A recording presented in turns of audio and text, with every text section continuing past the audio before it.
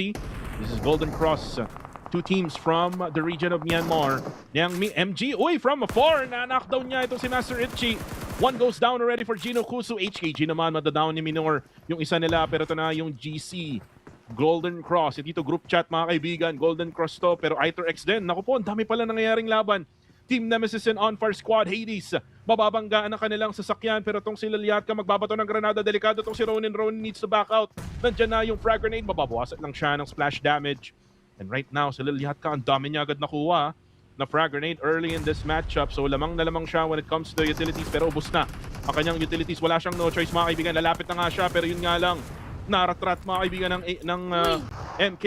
Ngayon nga lang, na-knockdown din yung isa nilang kasama. And now for JNK, unknown, still alive here. Golden Cross, down to 2 na lang ang Gino Kusu. Godspeed, upstairs, pero na-down din. And Crazy gets the wipeout. Gino Kusu. Rescue na ng ating Gino Kusu, baka mahirapan din yung ating GC sa paglapit. Pardon ako po, yung ating NGGZ pinapahirapan ng ating HKG, wherein meron na isang na-confirm, meron isang knockout. Let's see kung paano makapag-bounce back ng ating NGGZ. But if bounce back, nako po, yung nade ni Chiliput, maanghang-anghang na nalagay kay Liliatka. Si Chiliput, nandito na siya. Chiliput, maanghang mga kaibigan ng frag grenade na yun, pero kailangan niya ng follow-up. Medyo mabagal yung follow-up ngayon ng GC.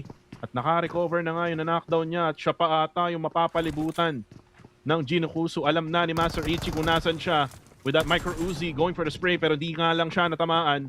Pero may nangyayari din on the left-hand side of our screens. Ito na yung NGGC as they will go down, bow down to Team HKG. At yung GC naman, madadown na nga si Chiliput. And now, isa na lang or dalawa na lang ang natitira for the side of Golden Cross. This is Crazy. Now surrounded by Gino Kusu. Ito na ata yung defending champions ng PMCL. Gino Kusu right now, kahit pistol lang si Unknown, magpupush pa rin and Crazy. Mag-switch din sa pistol. And yun lang nakita ni Master Itchy. One more player left to go for Golden Cross.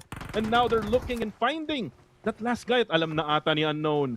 Unknown now has the Micro Uzi with that spray. Able to take them down. At nakabawi na nga sila from the last match. Bawing-bawi